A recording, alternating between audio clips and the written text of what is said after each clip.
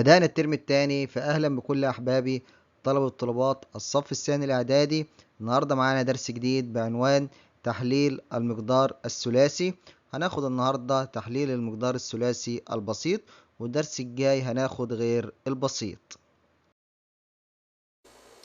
السلام عليكم ورحمة الله وبركاته. أنا معاكم مستر ياسر، ودي قناتكم قناة فيجن، وفيجن يعني رؤية، وإحنا هنا عندنا رؤية مختلفة. إنكم لازم تفهموا اللي بتتعلموه. إن شاء الله معانا هتفهموا وتتعلموا، وإن شاء الله بإذن الله تكونوا من الأوائل بفضل الله تعالى. يلا بينا نبدأ مع بعض. النهاردة إن شاء الله هناخد ونفهم مع بعض تحليل المقدار الثلاثي الغير بسيط. احنا خدنا الدرس اللي فات البسيط، والنهاردة هناخد غير البسيط. يفرقوا عن بعض، هنشوف دلوقتي مع بعض. أول حاجة ايه الصورة بتاعة المقدار الثلاثي الغير بسيط؟ بيكون على صورة ألف في س أس 2 أو س تربيع يعني زائد ب في س زائد ج. طب ما نفس الصورة بتاعة المقدار الثلاثي البسيط. أيوه، ايه اللي اختلف بقى؟ اختلف عندي ان الالف هنا لا تساوي ايه؟ لا تساوي الواحد. يبقى الالف هنا ما تساويش واحد، لا موجب ولا سالب، يبقى ما تساويش الايه؟ الواحد. في المقدار البسيط كانت الالف هنا كان ايه؟ كانت بتساوي واحد. ماشي؟ طيب تمام. عشان احلل بقى الثلاثي الغير بسيط بستخدم فكرة الايه؟ المقص، وهنشوف الكلام ده وهنطبقه مع الامثلة، ما نقلقش خالص. طيب، تالت حاجة عايزين نعرفها عند تحليل ج، اللي هي دي يجب أن يكون مجموع الطرفين في المقص. طبعا مجموع الطرفين زائد الوسطين يساوي الحد الأوسط إيه؟ ب في س. ويلا بينا ناخد مثال ونطبق عليه عشان نفهم الكلام ده. يبقى مثال توضيح لطريقة المقص. حلل 5 س أس 2 ناقص 4 س ناقص 12. أنا هنا عندي الألف لا تساوي الإيه؟ لا تساوي الواحد. يبقى إذا إيه؟ المقدار ده إيه؟ مش بسيط، يبقى غير بسيط. بما أن معامل س تربيع لا يساوي الواحد، المقدار ثلاثي غير ايه؟ بسيط. طيب، يبقى هنحلل 5 س تربيع. ادي 5 س تربيع، يبقى نعملها ايه؟ س في س زي ما كنا بنحلل في البسيط، بس زاد ايه؟ الرقم اللي عندي هنا اللي هو الالف بقى مضروب في ايه؟ في احد الايه؟ في احد الحدود بتاعتي اهو. انا عندي هنا 5 س وهنا س، يبقى الخمسة س أس 2 اتحللت إلى 5 س في س. كلام جميل. طيب، إيه تاني؟ ونحلل ال 12 إلى إيه؟ 3 في 4. يبقى نحلل ال 12 دي بتساوي كام؟ 3 في 4. نعمل بقى بعد كده المقص إيه؟ وبرضك نحلل الإشارات بنفس الطريقة اللي إحنا اتعلمناها. أنا عندي إشارة الأخير سالب، يبقى إذا إيه؟ الإشارة بتاعتي هتكون مختلفين، الإشارتين هيكون مختلفين، هيكون عندي موجب ويكون عندي سالب. لما يكون عندي إشارة الأخير موجب نفتكر مع بعض بناخد إشارة الإيه؟ الحد الأوسط للإيه؟ للقوسين الاتنين. طيب، يبقى أنا كده عرفت إن الإشارة عندي هتكون مختلفة. عملت المقص عندي، ادي عندي 5 س حللتها ايه؟ 5 س تربيع حللتها لايه؟ ل 5 س في س، ادي 5 س وادي س. حطيتهم ادي في الطرف اليمين، احط في الطرف الشمال اللي هو ايه؟ اللي هو مقدار ج، اللي هو كام؟ اللي هي عندي هنا 12، اللي هي كام؟ 3 في 4 اهو. 3 في 4. قلنا الكبير هياخد ايه؟ اشاره الحد الايه؟ الاوسط. ادي الكبير اهو هاخد اشاره الايه؟ السالب بتاعتي. طيب، بعد كده عايز اتاكد ان الحل بتاعي صح، اعمل ايه؟ مش انا عندي هنا قلت مجموع الطرفين زائد الوسطين لازم يساوي الحد الاوسط اللي هو ب في س. طب ب في س هنا عندي كام؟ سالب 4 س. طيب، نشوف الكلام ده. هنضرب الطرفين ونضرب الوسطين وبعد كده نجمعهم عشان نتأكد. هيبقى عندي 5 س في 3 بكام؟ ب 15 س اهو. بعد كده س في سالب 4 بكام؟ بسالب 4 س. يبقى 15 س ناقص 4 س يساوي كام؟ 15 ناقص 4 11 س. طب نيجي نشوف 11 س دي هي الحد الاوسط؟ لا، يبقى انا كده، يبقى انا حللت غلط. يبقى انا ارجع اعمل ايه؟ احلل المقدار ده اللي هو كام؟ سالب 12، اللي هو كام؟ اللي هو الجيم يعني زي ما احنا قلنا اهو. ماشي؟ احلله اخليه كام؟ 2 في 6 بدل 3 في 4، 2 في 6. طبعا ما ال 12 بتساوي 2 في 6 برضه. طب يلا نجرب. طبعا هنقول بما لا تساوي الأوسط. ماشي؟ يبقى نجرب 6 في 2 مكان كام؟ 3 في 4. يبقى نعمل المقص بتاعنا تاني ونكتب ادي الخمسة س وادي الس بتوعنا اللي احنا حللناهم دول، مفيش فيهم كلام مفيش فيهم مناقشة، بيدنهم زي ما هو. اللي انا بغير فيه هو ايه؟ ج اللي عندي ده اللي هو ب 12 او اي رقم يديهولي يعني. ماشي، اشوف بيساوي كام في كام. طيب انا عندي هنا بقت كام؟ 6 في 2 اللي هي بتساوي كام؟ 12. طيب نشوف كده نتأكد. 2 في 5 بكام؟ 2 اهي بالسالب في 5 بكام؟ في 5 س طبعا بسالب 10. وبعد كده هنا 6 في س بزائد كام؟ زائد 6 س يبقى سالب 10 وزائد 6 س تبقى سالب 4 س يساوي الأوسط. إذا هو ده المقدار اللي عندي، هيكون إيه؟ 5 س زائد 6، والقوس التاني هيكون إيه؟ س ناقص 2. يبقى أنا باخد القوسين ده، باخد ده مع بعضه أهو، ده كده مع بعضه وده مع بعضه. ماشي أهو. أنا بتأكد بس عن طريق طرفين في الوسطين. ماشي. طيب يبقى المقدار هيساوي 5 س زائد 6. أنا خدت اللي فوق مع بعضه واللي تحت مع بعضه، ما نتلخبطش في الحته دي. خدت اللي فوق مع بعضه 5 س زائد 6 يبقى 5 س زائد 6، اللي تحت س ناقص 2 يبقى س ناقص 2. يبقى ده المقدار بتاعي بعد التحليل. متفقين؟ يلا ناخد ونطبق برضك وناخد افكار جديده. نروح للفكره. اول فكره معانا بتقول عندنا 2 س تربيع ناقص 13 س زائد 15. اول حاجه هنحلل ال 2 س اس 2 تبقى عباره عن ايه؟ 2 س في س. وبعد كده نحلل ال 15. 15 هتكون ايه؟ 3 في 5. ونعمل المقص بتاعنا. نحط ال 2 س والسين، ماشي، اللي هو تحليل 2 س تربيع، نحطها على ايدينا اليمين زي ما محطوطه في الاول، نحطها في الاول. ال 15 محطوطه في الاخر، نحطها في الاخر زي ما محطوطه في الاخر. 3 في 5. نيجي نبص للاشاره دي. الاشاره دي موجبه، ايوه، يبقى اذا ايه؟ اشاره القوسين الاثنين هتاخد ايه؟ هتاخد اشاره الحد الاوسط. اشاره الحد الاوسط هنا كام؟ سالب، يبقى هنا سالب وسالب. طب انا عايز اتاكد اعمل ايه؟ اللي انا حللت صح وكتبت طبعا ده كده كده الاتنين س في س انا متاكد ان هو صح. نروح بقى للتلاتة في 5. عايز اتاكد منها، اشوف انا اخترت الرقم الصح ولا لا. ممكن يبقى عندي 1 في 5، بس نشوف ونتاكد. يبقى نتاكد نضرب طرفين في وسطين. 2 س في 5 ب10 س، ومنساش الاشاره السالبه. وهنا 3 في س ب3 س، وبرضك منساش ايه؟ الاشاره السالبه. يبقى 10 س سالب 10 س ناقص 3 س تساوي سالب 13 س يساوي الحد الأوسط. أيوه، يبقى أنا كده صح، تحليلي صح. آخد القوس اللي فوق 2 س ناقص 3 مضروب في كام؟ في القوس التاني س ناقص 5. يبقى إذا المقدار عندي عبارة عن 2 س ناقص 3 في س ناقص 5. نروح للفكرة اللي بعد كده. عندنا 15 ألف تربيع. اداني ألف، اداني صاد، اداني أي رمز أيا كان مش فارق معايا. 15 ألف تربيع ناقص 19 ألف زائد 6. هنا المعامل اللي قدام الألف تربيع عبارة عن إيه؟ عدد غير الواحد. يبقى إذا ده يبقى إيه؟ غير بسيط. يبقى إذا أنا هستخدم طريقة المقص برضك. بس هنا في حاجة عايزين نقول عليها. أنا عندي هنا 15 ألف تربيع، ممكن تبقى عندي 15 ألف في ألف، وممكن تكون عندي عبارة عن 5 ألف في 3 ألف زي ما حللنا ال 15 هنا فوق. برضك نحللها هنا مع الألف تربيع، تبقى عبارة عن 5 ألف في 3 ألف. ونجرب ونشوف.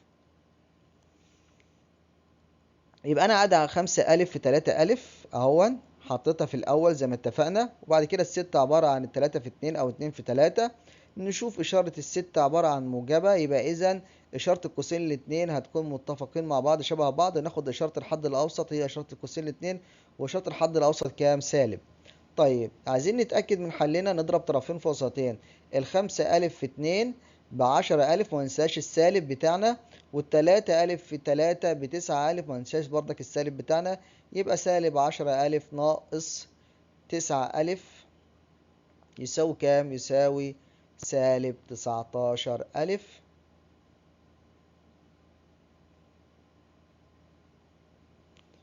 وهو ده نفسه الحد الأوسط. يبقى أنا كده تحليلي مظبوط. أخد القوس اللي فوق مضروب في القوس اللي تحت، ويكون ده المقدار بتاعي.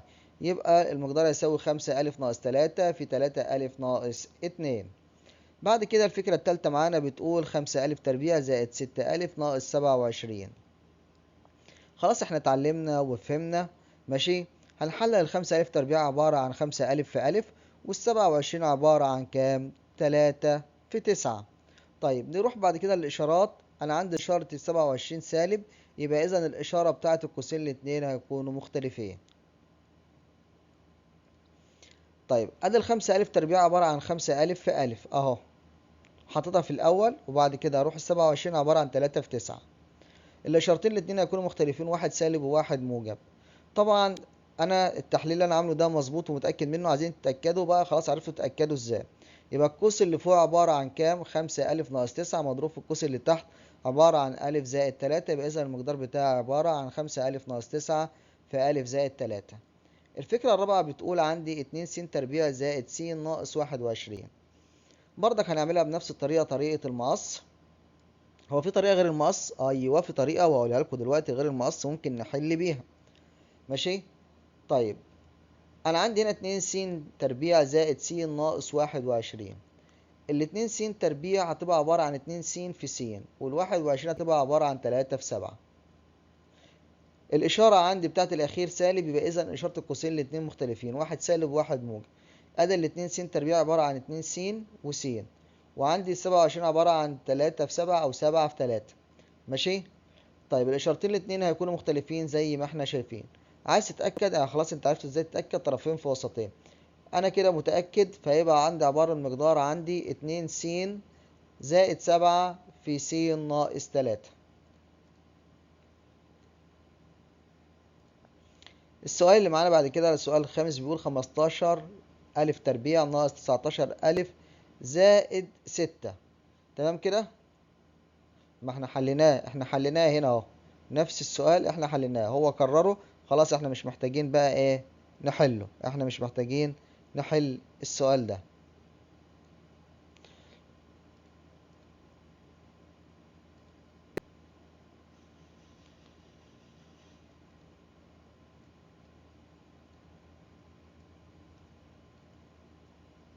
أتمنى ليكم يا رب دايما كل التوفيق والنجاح، وإنكم تبقوا متفوقين ومن الأوائل. وتنسوش دلوقتي إنكم تشتركوا بالقناة وتعملوا لايك للفيديو وتفعلوا زر الجرس عشان يوصل لكم كل جديد. ويلا بينا نكمل درسنا. طريقة أخرى للحل بدل المقص. مثال على الكلام ده: 2 س أس 2 زائد 5 س زائد 3. طيب نعمل ايه علشان ما نستخدمش طريقة المقص؟ نحول المقدار اللي عندنا ده من غير بسيط إلى بسيط. طب ازاي بقى نعمل الكلام ده؟ يبقى احنا كده عايزين نتخلص من الاتنين دي علشان تبقى ايه المعامل بتاع السين تربيع واحد. صح؟ طبعا صح. طب نتخلص منها ازاي؟ ناخد الاتنين ونضربها في الحد الأخير. الحد الأخير هنا كام؟ 3، يبقى 2 في 3 ب6 كده بالظبط. يبقى أول حاجة نعملها اخد الاتنين واضربها في الحد الاخير اللي هو التلاتة، يصبح المقدار عندي عبارة عن س تربيع زائد 5 س زائد 6. طيب بعد كده بقى ايه مقدار بسيط عندي، يبقى اعمل ايه تحليل المقدار البسيط، احلل ثلاثي بسيط. ماشي؟ ازاي يعني؟ احنا اتعلمنا نشوف نحلل السين تربيع عبارة عن س في س، والستة عبارة عن 2 في 3، ونشوف إشارة الحد الأخير موجب، يبقى إشارة الاتنين هتكون متشابهة وتاخد إشارة إيه؟ الحد الأوسط موجب، يبقى إشارة الاتنين قوسين الاتنين يكونوا موجب. بس لازم الرقم اللي حللته بتاع الستة يكون عبارة عن كام؟ مجموع الحد الأوسط بردك.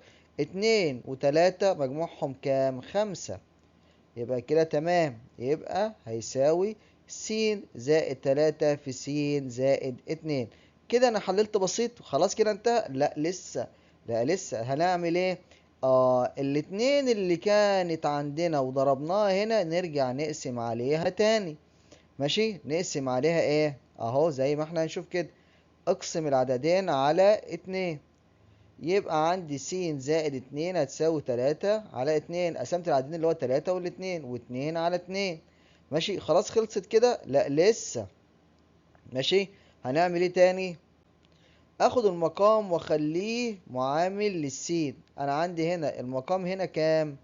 2، اخليه معامل للسين اللي موجود عندي ده.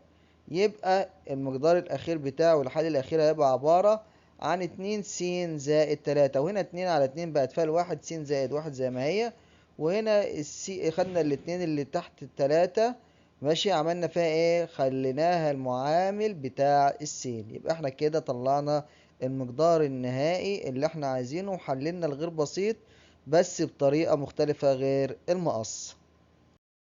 الطريقة اللي احنا لسه قايلينها دلوقتي، الحل بدون استخدام المقص، هي طريقة للمعرفة، لكن الطريقة الأساسية معانا في الحل هي طريقة المقص. وتعالوا بقى ناخد مثال أو مثالين بالظبط من الكتاب المدرسي بفكرتين مختلفتين بس كويسين جدا، فنركز مع بعض. بيقول لي حلل المقدار 15 س أس 4 ناقص 21 عين تربيع ناقص 6 س تربيع في عين. ايه الكلام الكتير ده؟ س أس 4 وس تربيع في عين.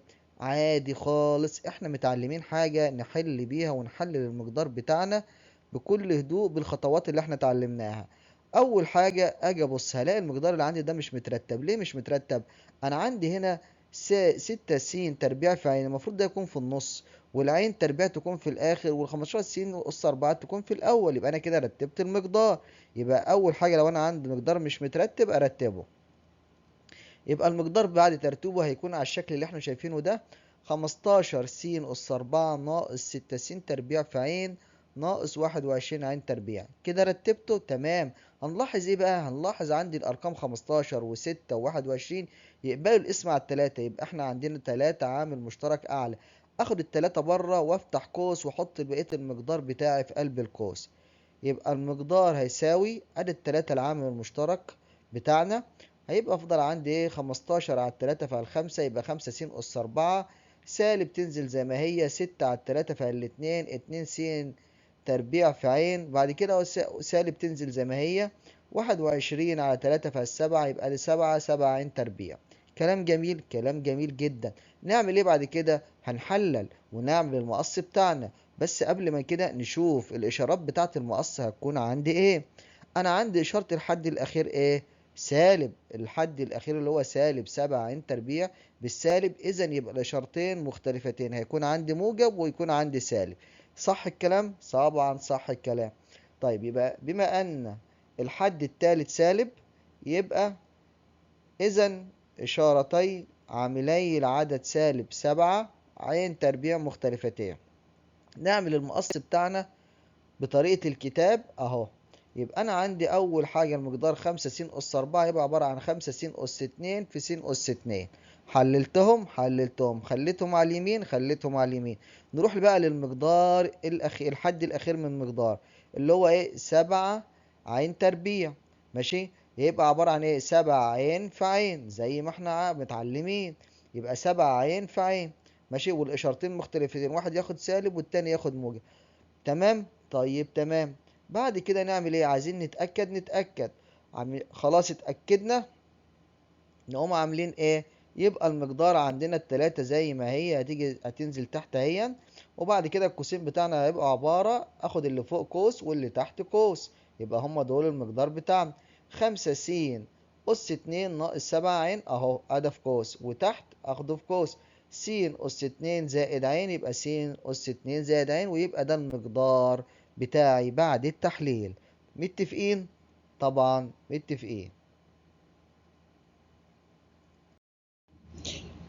المثال التاني معانا من الكتاب المدرسي بيقول لي حلل المقدار 6 م تربيع زائد ن، ونون دي مضروبة في القوس 2 ن ناقص 7 م. طيب اعمل ايه في المقدار اللي بالشكل ده؟ انا عندي ن مضروبة في قوس، اضرب، او لو النون دي عدد اضربه في القوس اللي هو مضروب فيه، وبعد كده اشوف شكل المقدار عندي هيكون ازاي. يبقى اول حاجة اضرب النون دي في القوس اللي هو 2 ن ناقص 7 م. يبقى شكل المقدار عندي هيبقى بالشكل اللي احنا شايفينه ده: 6 م تربيع تنزل زي ما هي، والزائد ينزل زي ما هو، 2 ن في 2 ن ب 2 ن تربيع ادي 2 ن تربيع، وسالب 7 م في ن تبقى سالب 7 م ن او ن م. خلاص، ده شكل المقدار عندي. المقدار ده بالشكل اللي قدامنا ده مترتب؟ لا مش مترتب. المفروض سالب 7 ن م دي تكون الحد الاوسط، لان هي مشتركة وفيها الرمزين الاتنين الميم والنون، يبقى لازم تكون في النص. واي مقدار يجي لي بالشكل اللي احنا شايفينه قدامنا ده، يبقى دايما متعودين ان المقدار الحد الاوسط في المقدار هيكون يشمل الرمزين الاتنين، يشمل ايه الرمزين الاتنين. طيب يبقى نرتب المقدار ده اول حاجة، يصبح شكل المقدار عندي بالشكل ده. تمام. 6 م تربيع ناقص 7 ن م زائد 2 ن تربيع. بعد كده ايه اعمل المقص بتاعنا بالشكل اللي احنا شايفينه قدامنا ده. ال6 م تربيع هتبقى عبارة، الستة عبارة عن 2 في 3 ادي 2 ولا 3، والميم تربيع عبارة عن م وميم ادي م وميم، يبقى 2 م و3 م. خلاص احطهم في الاول ادام ده محطوط في الاول، اروح للحد الاخير عبارة عن 2 ن تربيع، هبقى احلله ازاي؟ يبقى 2 ن ونون، يبقى 2 ن ونون.